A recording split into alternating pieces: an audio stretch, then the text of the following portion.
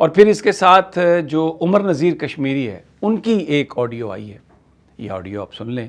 اس میں وہ اس واقعے کا بھی ذکر کر رہے ہیں. ان کی آواز بہت کمزور ہے، اس سے لگتا ہے کہ وہ زخمی ہیں، اور اس سے یہ ہم اخذ کر لیتے ہیں کہ یہ ویڈیو جب ان پر آڈیو جب ان پر حملہ ہوا تو اس کے بعد یہ باہر آئی ہے.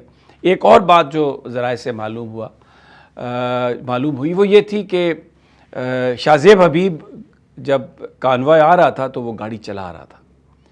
تو جب اسٹریٹ فائرنگ ہوئی، جو عمر نذیر کشمیری نے اپنی ویڈیو میں بتایا، تو وہ زخمی تھا لیکن وہ گاڑی چلاتا رہا، اور وہ وہاں سے جہاں پر اس پر حملہ ہوا تھا 2-3 میل دور گاڑی لے گیا ایک گاؤں کے نزدیک. لیکن اس اثنا میں اس کی بلیڈنگ اتنی زیادہ ہوئی کہ ہی ڈائیڈ آن دا اسپاٹ. لیکن عمر نذیر اور ان کے ساتھی وہ بچنے میں کامیاب ہو گئے. تو یہ ذرا آپ عمر نذیر کی یہ آڈیو سن لیں.